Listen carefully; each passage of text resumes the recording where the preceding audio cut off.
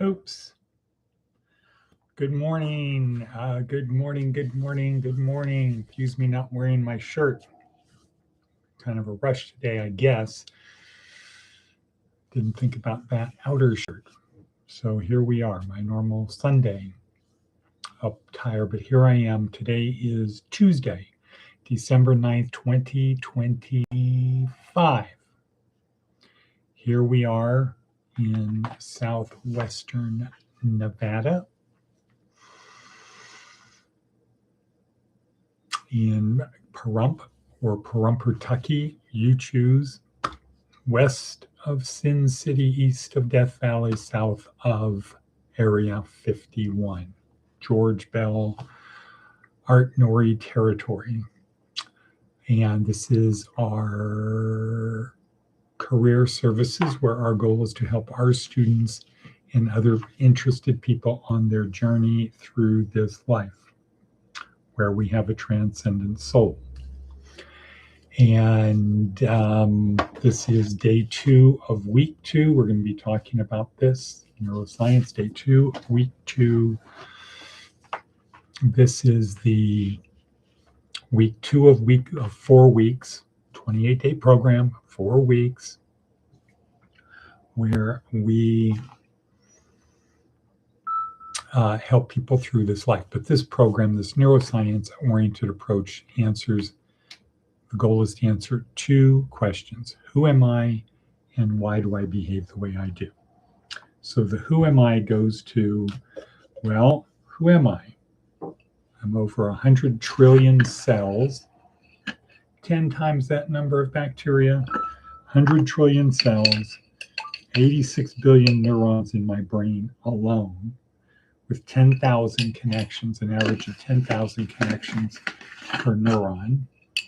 So I have this big neural network, about 100 trillion cells. Kind of making my coffee-ish sort of substance.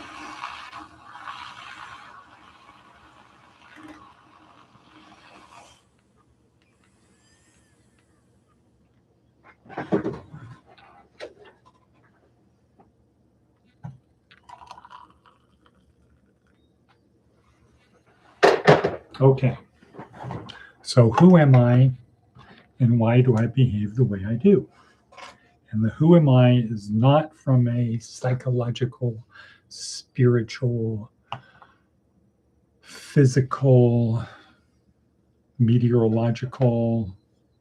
It's from a neuroscience perspective, from a hard science, physical thing of what is going on in my brain in terms of my lived past, my anticipated future, my ability to simulate, my personality, all of that. Who am I? And why do I behave the way I do? Why do we care about that? Well, because if I know who I am and I know why I behave the way I do, then I can dial in who I need to be right now. I can control my emotions. And here, when we talk about the emotional thing, we say, if you can't control your emotions, don't worry, somebody else will.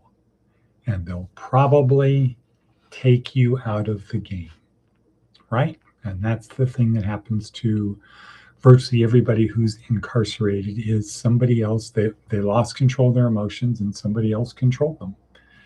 They did something they shouldn't have done.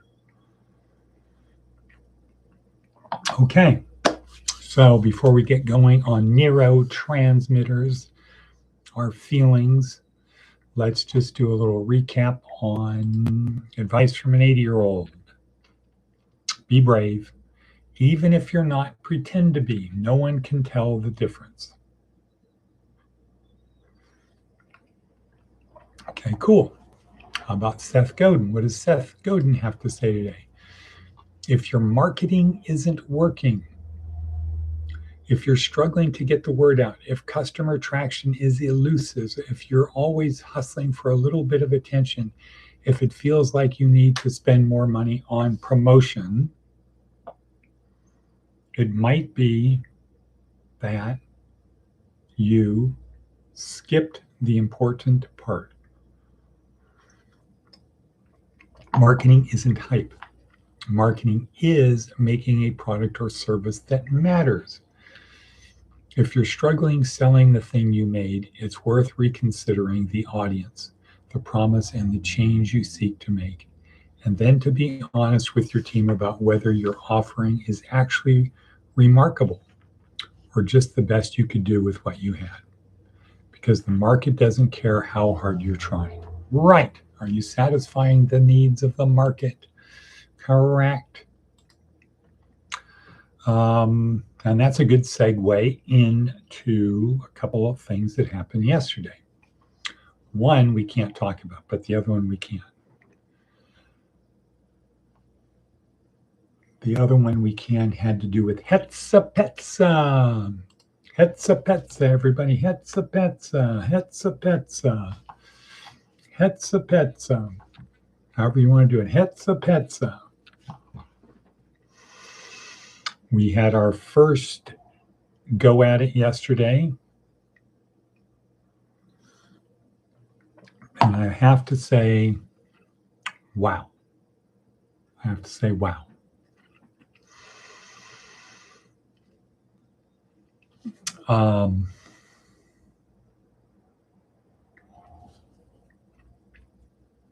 Depending upon how you look at it, we lost or we won. The idea of winning with Hetzapetza is for the little guy to have a better outcome. Just to have a better outcome.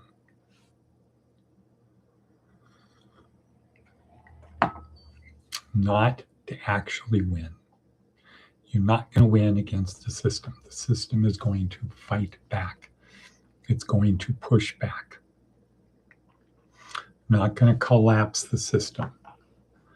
All that can happen is to get a better outcome, a faster, better, cheap, less expensive outcome than the alternative. That's it. Faster, better, and less expensive outcome than the alternative. Was it faster? Well, we didn't start the process till the incident happened in June, so we didn't get involved really till the last month. Was the outcome better? Yes, it was better than it could go. When the DA, when the deputy district attorney starts off by saying, Your Honor, I'm new on this case, was any jail time discussed? When it starts like that, you get an idea that we're not in a court of justice.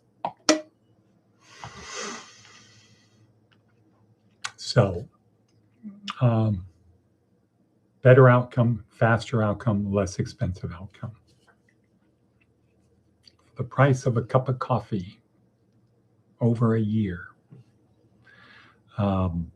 So from that perspective, it was a win. From the perspective of being able to have your voice heard, it was a win. So many times defendants leave the courtroom feeling that they were not heard. In fact, restorative justice, that's what it's about. This could be another type of restorative justice. Okay, so that was a big, big win. Big thing yesterday. What we saw, one of the questions was, can the defendant do it? Can they actually do the thing? Can they be there in court in a system that everybody's used to, that's very foreign, very technical? Can they do it? And I gotta say, our guy, Maticus Von Atticus, delivered. He knocked it out of the park as best he could. And I think there's going to be a lot of ripples through this that he will be viewed differently by the court and by the other people, by the the jackboot stormtroopers. So that was really good. The other thing is very good. Hopefully you'll be able to talk about it on Thursday. We shall see. We shall see. So, okay, let's get to our show, our really big shoe. Today's theme is neurotransmitters,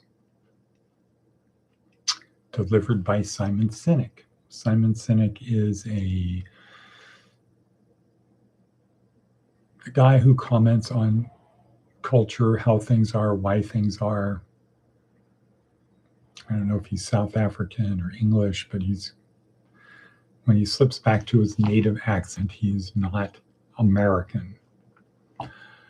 Very good guy, very smart, articulate, breaks it down into what is your why.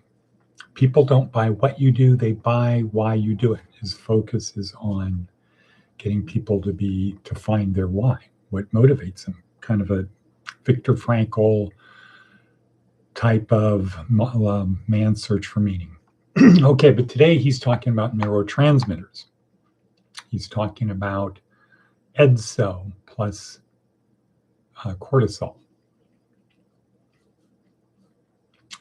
And he says about 90% of our emotions come from the release of 4 or 5 neurotransmitters. 4 on the plus side, 1 on the negative-ish sort of side. And he breaks them down and explains what they are, what they do. And what he doesn't explain is all animals have these neurotransmitters, these hormones that make them feel. So you don't have to really think, you can just feel. You can sense what's going around you and you can feel. You can have senses come in, smells, sounds, sights come in, and they affect your feelings. How does that happen? So if you say, well, how does it happen? If I smell something, I feel a certain way. If I see something, it makes me feel a certain way. What is the mechanism, the neuroscience mechanism that causes that to happen? And the neuroscience mechanism is that chemicals are released in our body. When we see, smell, hear certain things, when our senses perceive certain things, then we release chemicals in our system, and those chemicals make us feel a particular way. And it could be a chemical, but it's almost always a cocktail of chemicals, which we'll learn about on Thursday. So you can have endorphins plus dopamine plus serotonin plus oxytocin. All of those could be released at the same time in different amounts to create a very complex set of emotions and feelings.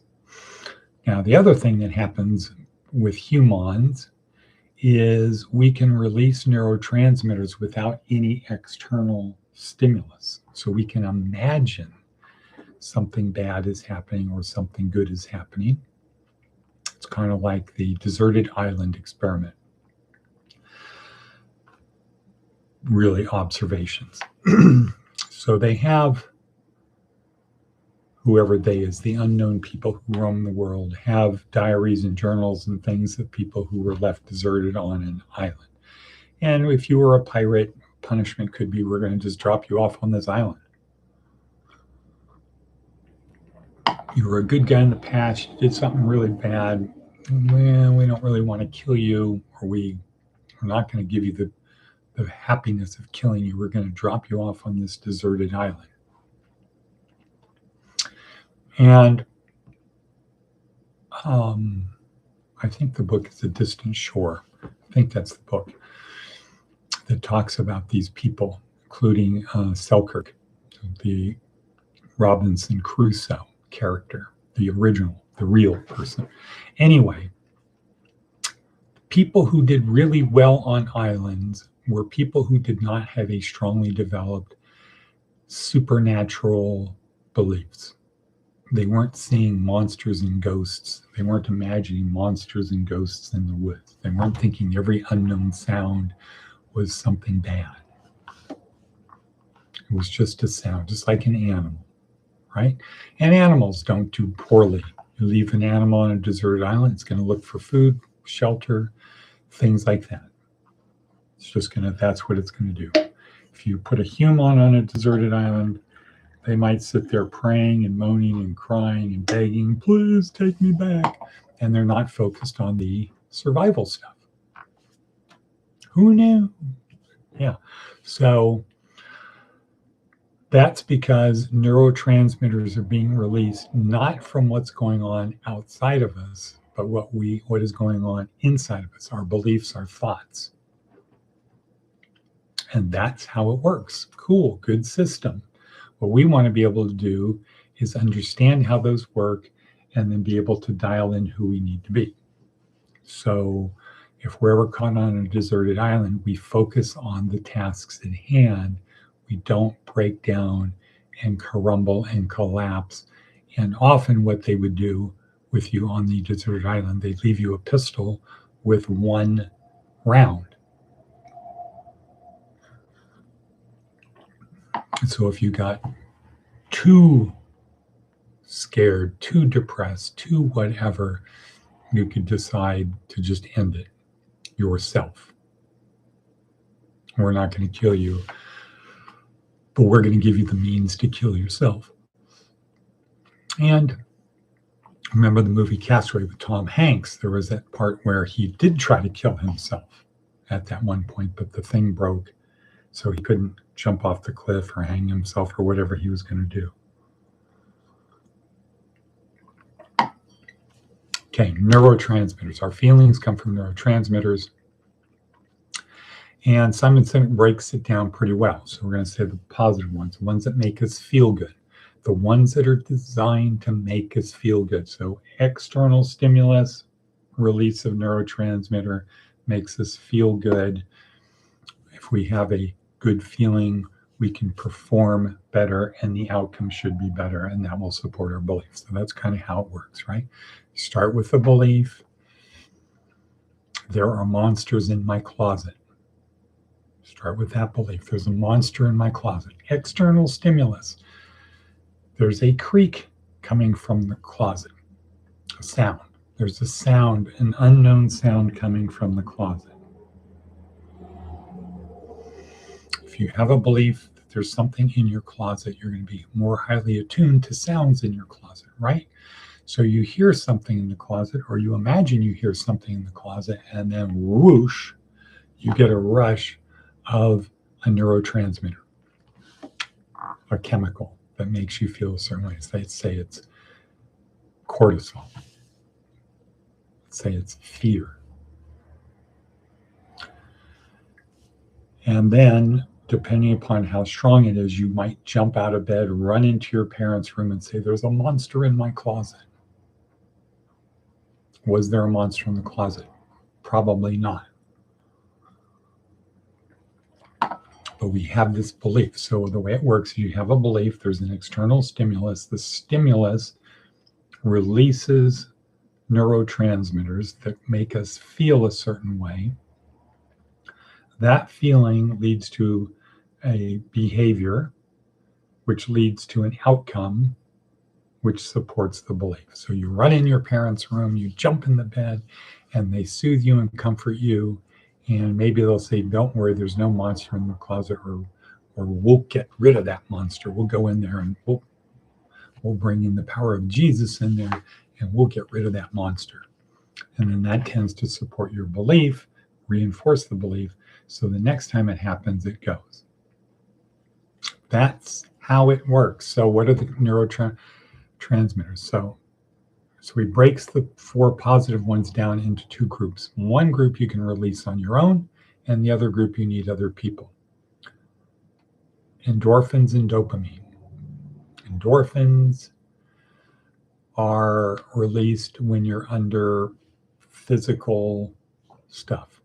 They mask physical pain. So Simon Sinek says they mask physical pain.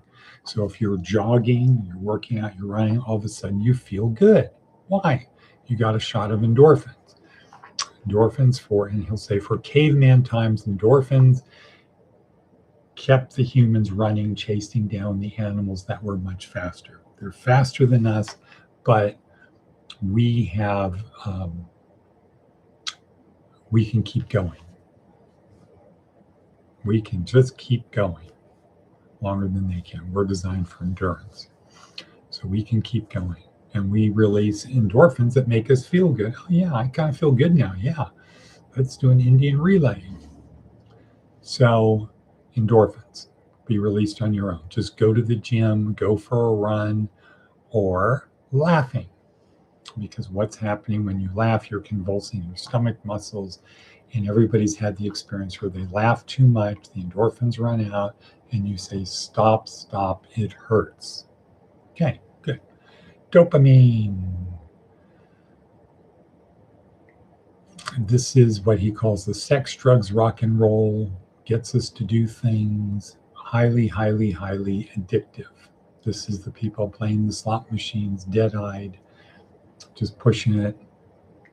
Not a lot of neural activity going on up there, but when something flashes on the screen or there's a sound, particular sound, they'll get a little shot of dopamine and they'll keep playing, just like a pigeon pecking on a thing to get a piece of corn. They'll just keep doing it. Yikes. Okay, we're going to have to end it there. So with that, maybe, well, tomorrow is the reticular activating system. That's a big one. That's a big, big, big one, because that's like our radar system. Beep, beep, beep. And with that, we're going to say, hasta la vista, baby. Thank you for being here. Share, bring other people, click on the bell.